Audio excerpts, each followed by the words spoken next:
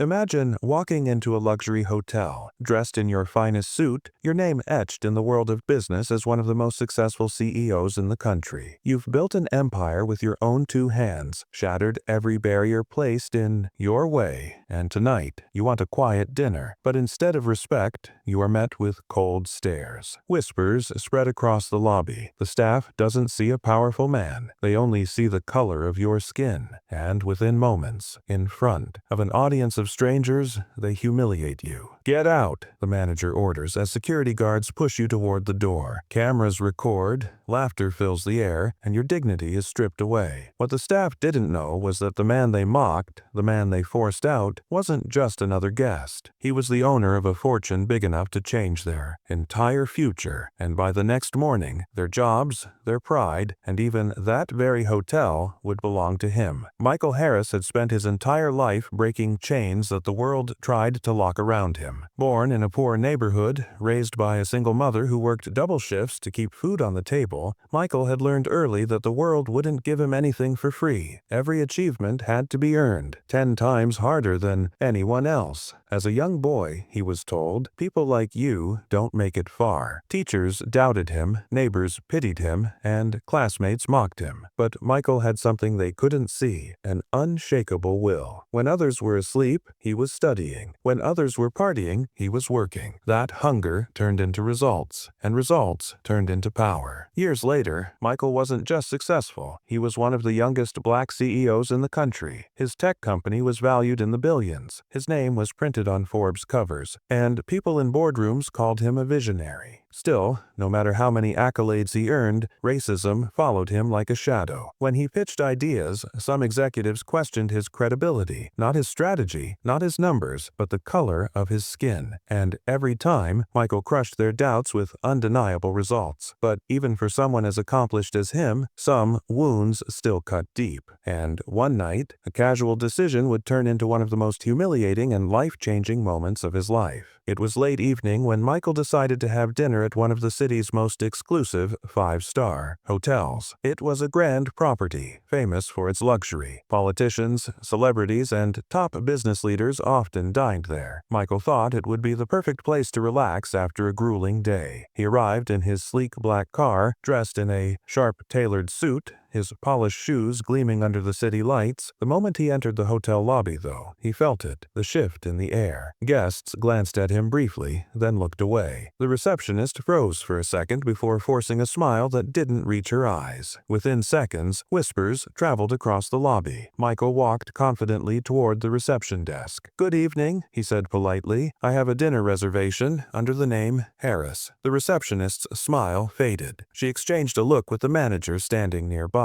The manager, a middle-aged man with slicked back hair and a superiority complex carved into his face, stepped forward. His tone was dismissive, laced with arrogance. "Sir, this establishment is for registered guests only. I think you're in the wrong place." Michael raised an eyebrow. Calmly, he replied, "No, I'm not. I made a reservation earlier today." The staff snickered. One of them leaned toward another and whispered just loud enough for Michael to hear. "Reservation? Here? Does he even know how much it costs?" Michael ignored the comment, pulled out his phone, and opened the email confirmation. He handed it to the manager. Instead of reading it, the manager shoved the phone back toward him. "Sir, please don't make a scene. I'll ask you one last time. Leave." Michael's jaw tightened, but he kept his composure. He had dealt with situations like this before, but tonight, in front of strangers watching closely, with phones recording, it was more than just an insult. It was a deliberate attempt to strip him of his dignity. "Get him out," the manager barked. 2 security guards approached and grabbed Michael's arm. Gasps filled the room. Some guests shook their heads in silence. Others smirked, and several recorded the spectacle as though it were entertainment. Standing at the counter, the hotel's head manager, a blonde woman in a crisp blue suit, folded her arms and smirked. Her voice dripped with condescension as she said, "That's right, escort him out." The guards shoved Michael through the glass doors and onto the cold pavement outside. The night air was sharp, but the fire burning in his chest was hotter. For a moment, he stood still, his breath heavy, his eyes locked on the towering building behind him. And then, with a calmness that masked the storm inside, Michael whispered to himself, "By tomorrow, this hotel will belong to me." Michael drove away from the hotel that night in silence. His hands gripped the steering wheel tightly, but his face was calm, almost too quiet. Anyone watching would think he was unaffected, but inside him, a storm was raging. He replayed every second of what had happened, the smirks, the whispers, the shove of his phone, the words, "Get him out." They hadn't just questioned his presence. They had tried to erase his worth. Most people in his position might have filed a lawsuit, maybe posted about it on social media, demanding apologies and hashtags. But Michael was not most people. He didn't want apologies. He didn't want compensation. He tried to teach them a lesson so big that they would never forget the face of the man they had humiliated. And for Michael, the most excellent form of revenge was ownership. That night, in his penthouse overlooking the city skyline, Michael poured himself a glass of water and sat at his desk. He opened his laptop and pulled up records on the hotel. His fingers moved quickly over the keyboard as he accessed public financial filings, property ownership databases,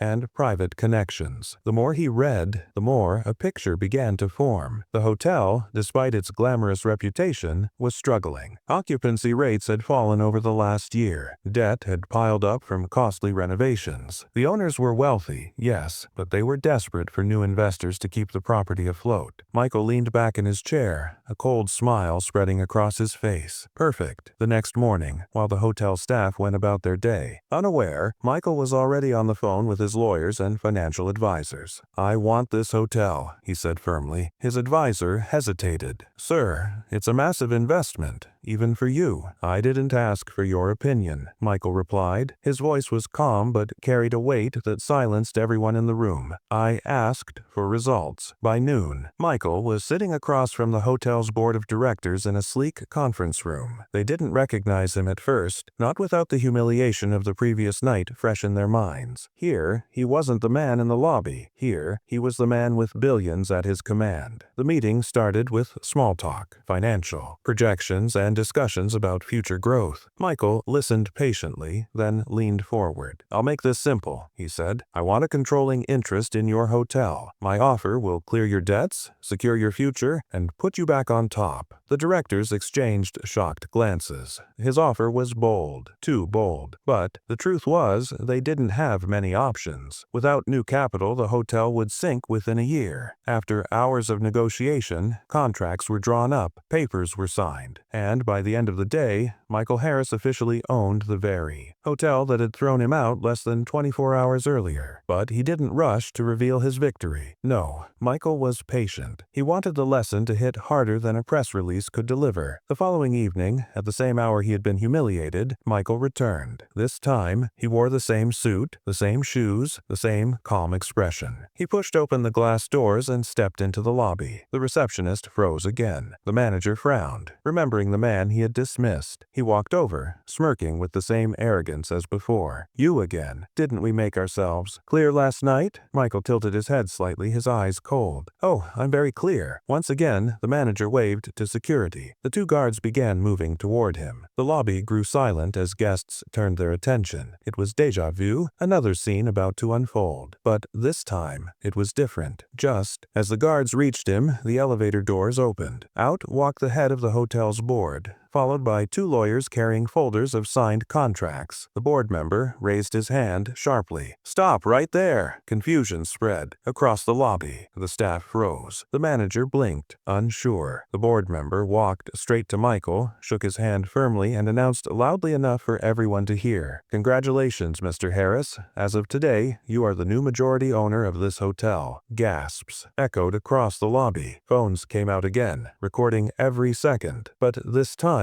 it wasn't humiliation. It was history. Michael's calm eyes locked on the stunned faces of the staff who had mocked him. He didn't raise his voice. He didn't gloat. He said in a tone so sharp it cut through the air, "You told me to get out, but now you're the ones leaving." The lobby was frozen in stunned silence. Guests whispered among themselves. Staff members stood like statues, and the manager's arrogant smirk slowly melted into disbelief. The words, "new majority owner," echoed through the air like like a thunderclap. Michael didn't move at first. He let the silence do the work. His gaze swept across the room, lingering on every face that had laughed at him, every pair of eyes that had looked down on him. And then, finally, he spoke. "Last night," Michael began, his voice calm but cutting through the lobby like a blade, "I was humiliated here. Not because I didn't belong, not because I couldn't afford it, but because of the color of my skin." Some guests lowered their eyes in shame. Others nodded, acknowledging the truth in his words. The staff shifted uncomfortably, realizing that this was no longer just a guest. It was their new boss. Michael took a step forward, his polished shoes clicking against the marble floor. "You shoved me out of this lobby. You laughed at me. You questioned my worth." His eyes locked on the receptionist, who was trembling now, then on the security guards who avoided his gaze. Finally, his stare settled on the head manager, the woman in the blue suit whose smirk from the night before had been seared into his memory. "You," Michael said sharply, "do you remember your words to me?" Her lips parted, but no sound came out. "You said, 'That's right, get him out.'" His voice rose, assertive and commanding. "Well now, it's my turn." He turned to the board member and the lawyers. "Effective immediately, I want her, and every single staff member involved in last night's incident, terminated, fired, on the spot." Gasps erupted again. The head manager's face went pale. You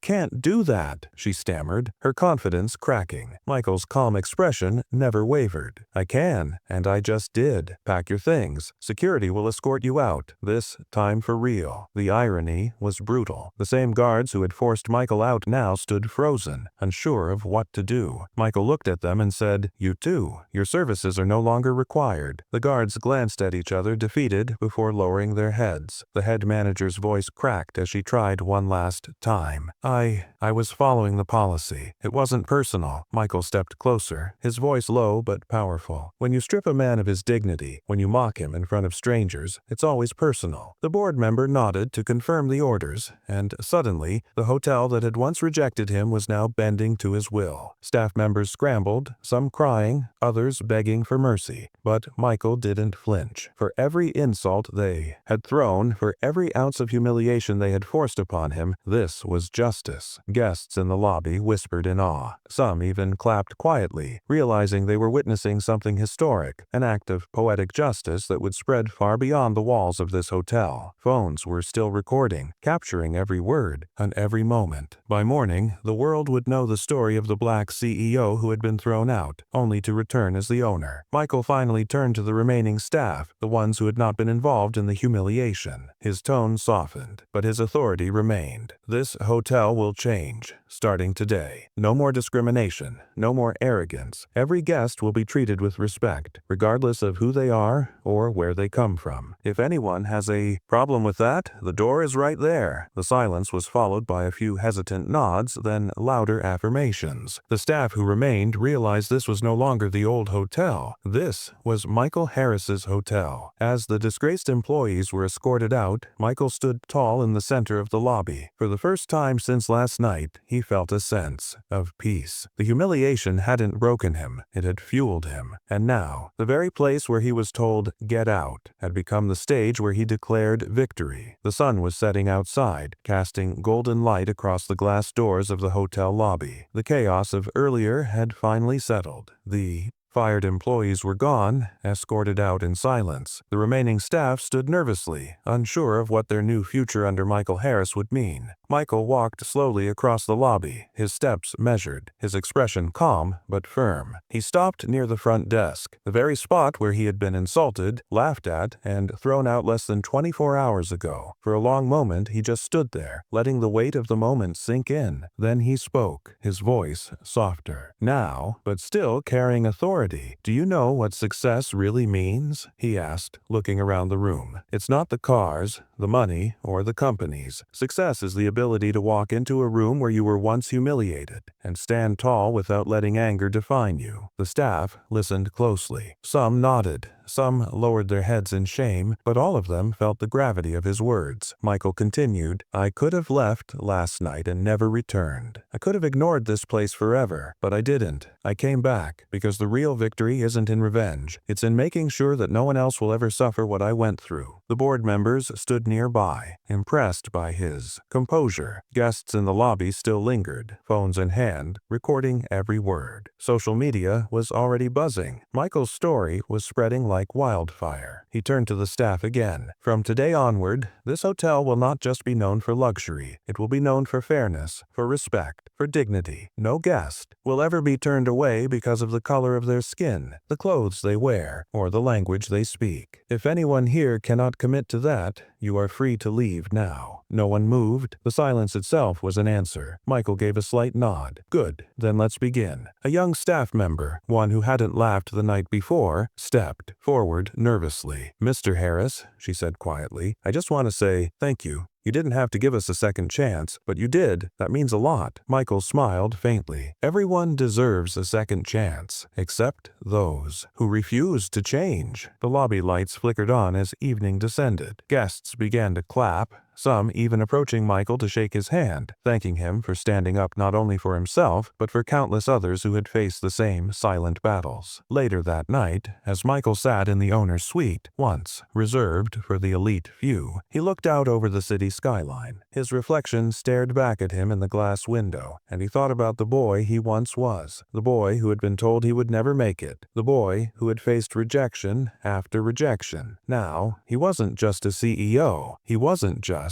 wealthy. He was proof that dignity could not be bought or stolen. It had to be earned and defended. He whispered to himself, almost like a promise, "No man will ever tell me to get out again. Not here, not anywhere." And with that, Michael Harris closed his eyes for a moment, breathing deeply. Tomorrow would be a new day, not just for him, but for everyone who walked through the doors of his hotel. The hotel that once mocked him was now a symbol of change. And the story of the black CEO who turned humiliation into triumph would be told for years to come, an unforgettable reminder that sometimes justice doesn't just knock on the door, sometimes it buys the whole building.